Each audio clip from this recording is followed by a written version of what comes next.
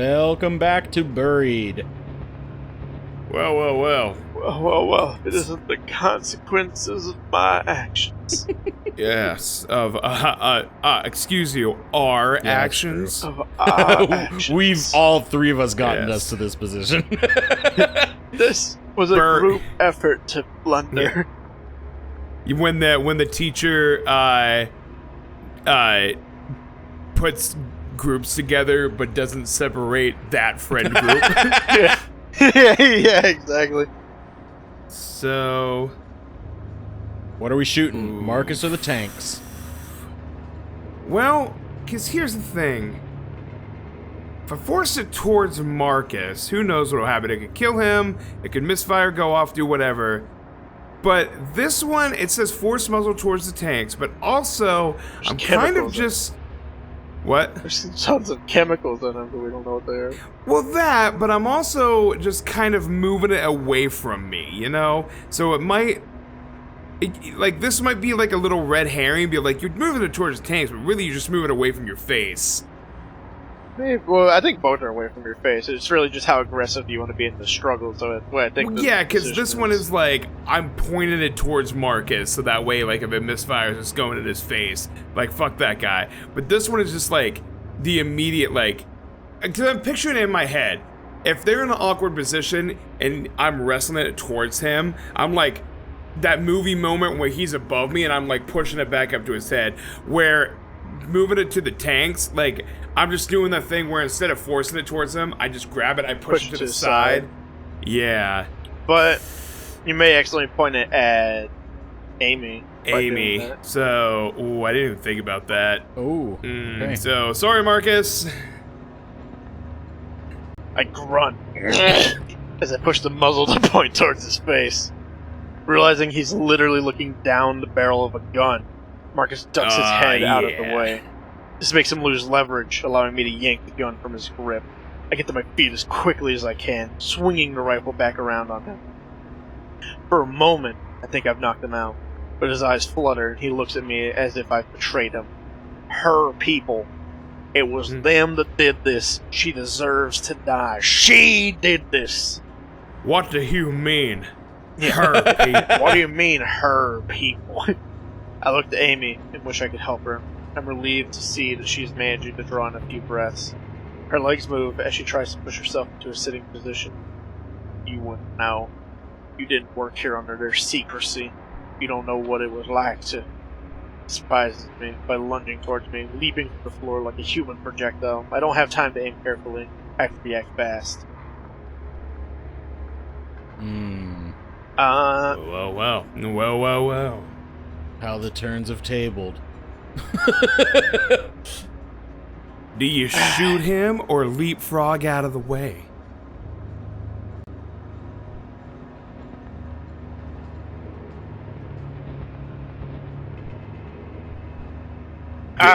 Did the stress of the question make you like pass out or something? Yeah, no, I'm trying to think, right? Here, I'll think out loud. That's my being. I forgot that we're famous YouTubers. So.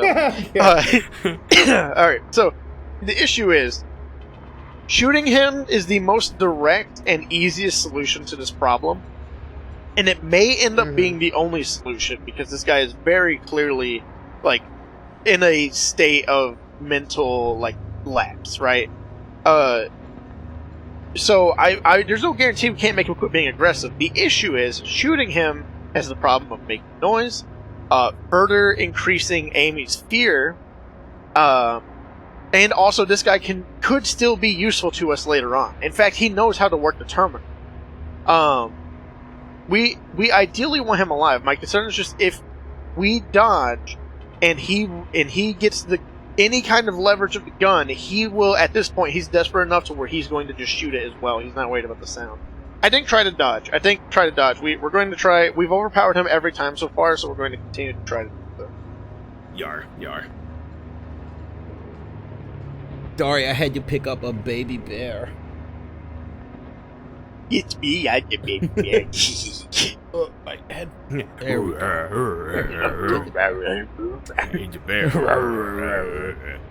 I'm a bear, feed me. Yeah. I'm an endangered mammal. Feed me, hug me.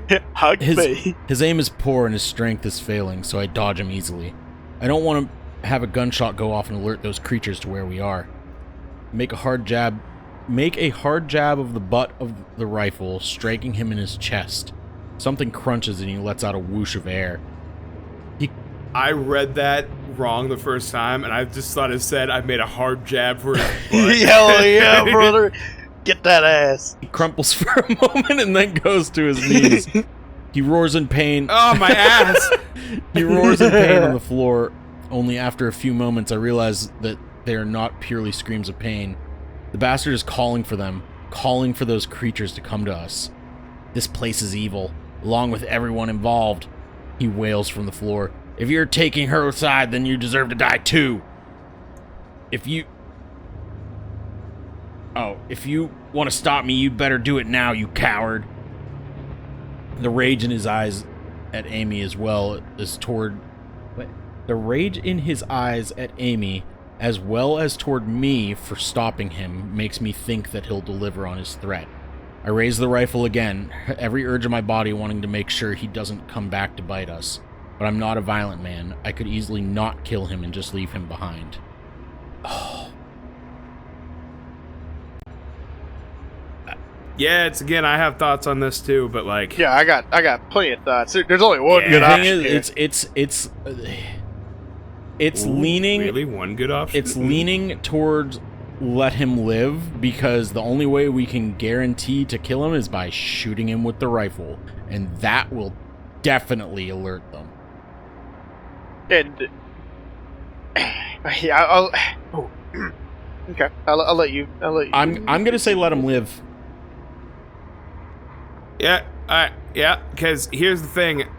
I'm interested to see what you thought, DeAndre, because I think, without reading further, what I think happens is we met Marcus live, we run away, he starts screaming, they come to him, and we have a chance to get away because he's screaming.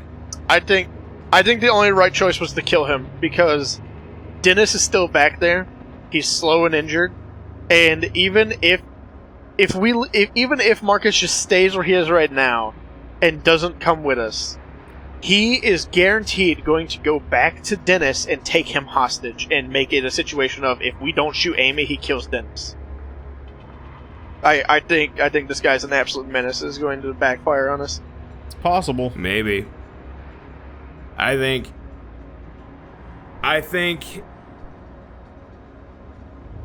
don't know, just foreshadowing, I could be wrong, but I think killing him, like, brought us our doom in weird ways that would take too long to explain, and I think letting him live could bring about that, but I think is the choice that would ultimately kill him anyway because of how he's, like, responding. But, let's find out. Just like when I could barely shoot early as he was coming at me, I can't bring myself to deliver a kill shot. I ignore him and lean down to Amy. You okay? I ask. She nods slowly. Have to go. She... Chunk, I have to go. I have to make brown. To go. Actually, Chunk. Hot take. She just got, like, her windpipe crushed in. Does that make her voice normal now? No, you know what it does? It makes it just a little bit of a different, like, dumb person voice. Specifically, Frostman from Mega Man 8. He's like, they'll be here any minute. Too much noise. Great. I have to hold her arm so she cannot get to her feet, or she can get to her feet. We start forward and then I think of Dennis. We should go back to the hangar doors, I say. We can't just leave Dennis there. There's no time, Amy says. You need to come with me up to the command center now. We'll be back here for him soon.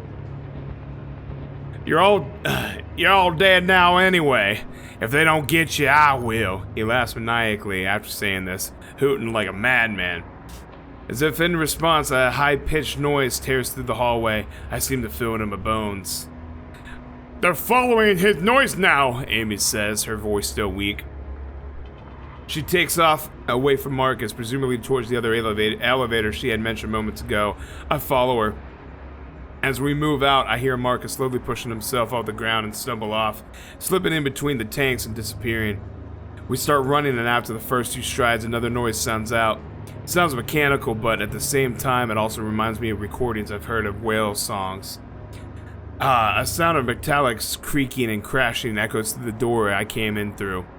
They've reached a hydraulic door we pulled, Amy says, confirming what I'm thinking. The sound grows louder as it's clear they're struggling with it, which is good. We have a bit more time.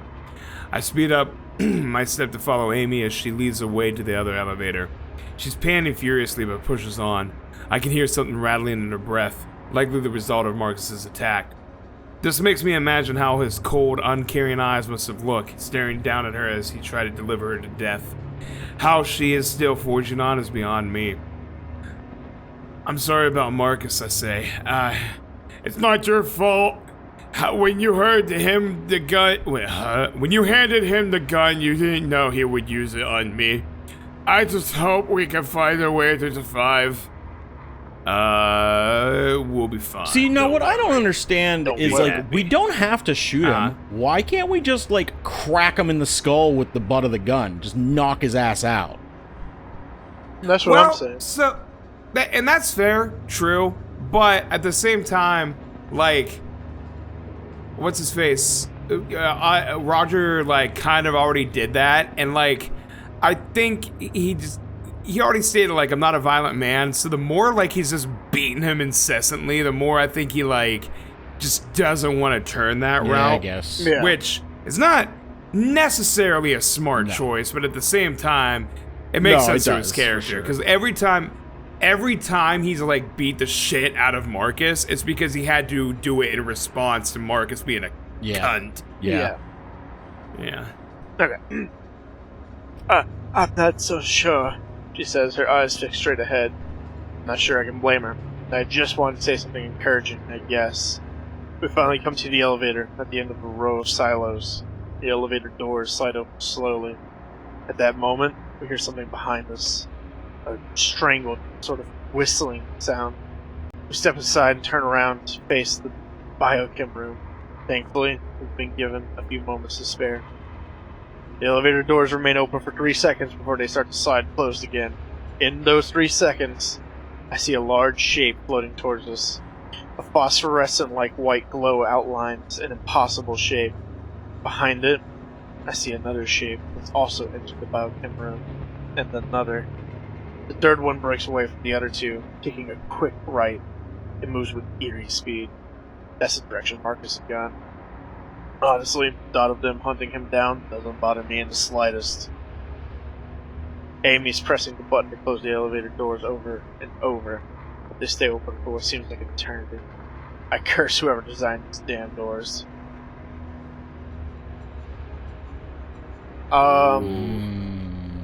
Well, here's a bad choice, because we weren't given context if Amy's visible at the elevator door or not.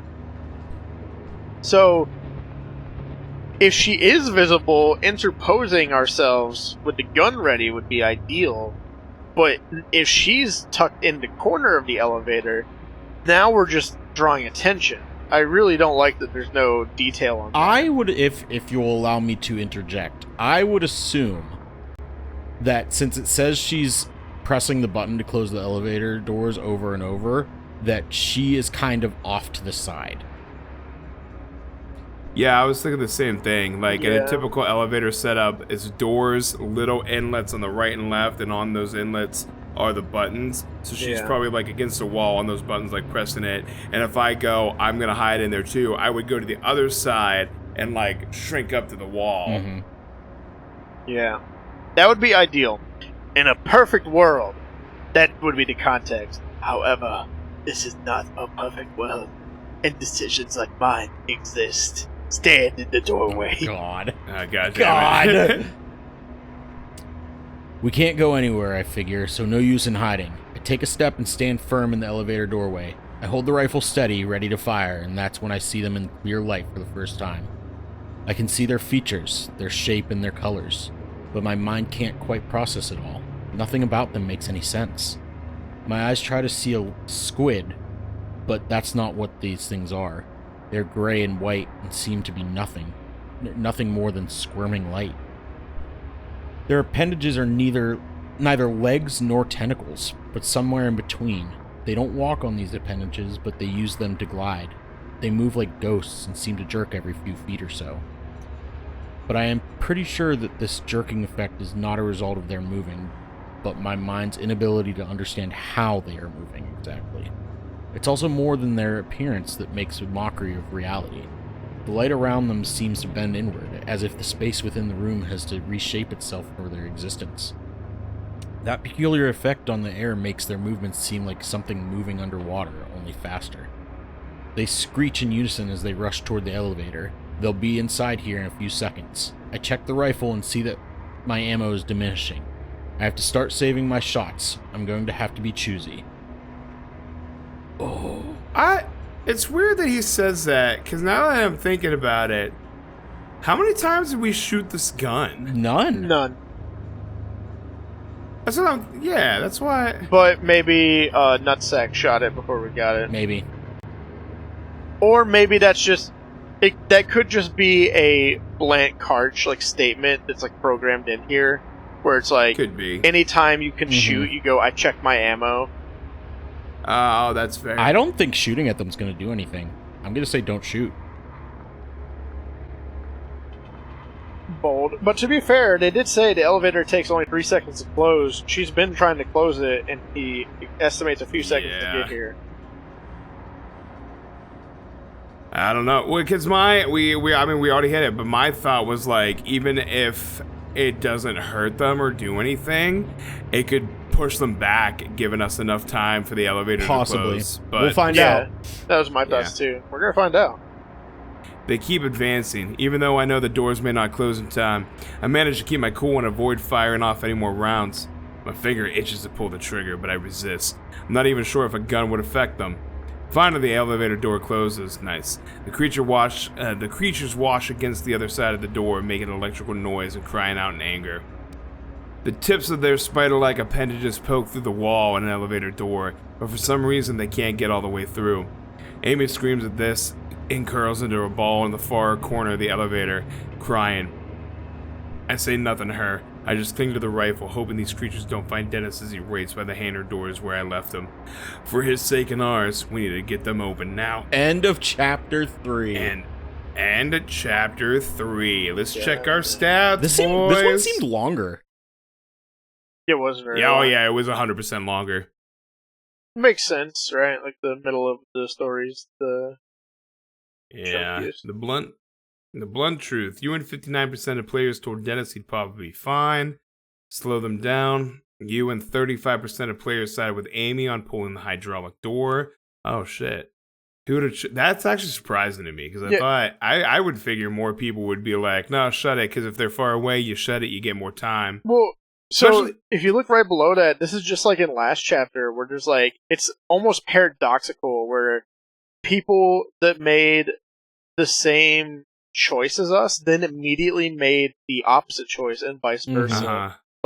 And thinking about the gun thing, what's funny is if we gave the gun to Amy, I bet what would happen is instead of hearing a choking sound or whatever, we probably would have heard the gun go off, because Marcus probably would have tried to take it from her. Yeah, guaranteed. That's exactly what I was saying whenever I gave it to Marcus. I was like, if we give this to Amy, he fights her for it probably. Yep. Yeah. Murder or mercy, you and 58% of players left Marcus alive. An hour later, you and 68% of players conserved your bullets for later instead of shooting the creatures. Interesting. It's so interesting how many people, though, listened to Marcus on the hydraulic door and went, yeah, this is bullshit, but then went, oh yeah, I'm not giving him the gun, though. Yeah, for real, yeah. So that being said, it's perfect time for next time on SuperCo-opBros. So next time on SuperCo-opBros, next time on SuperCo-opBros, we'll start chapter 4. Did it say how many chapters were in this game? I think 5. Okay. 5. Also, everybody, if you've been enjoying this, please let us know. We kind of want to do more games like this, in the format we've been doing, where we all kind of take turns reading and whatnot. And 100%. you can let us know if you like it, especially by liking and subscribing. Hey. Yes. Like, comment, and subscribe. And join the Discord. We have a Discord. It's goodbye. That's it. It's over.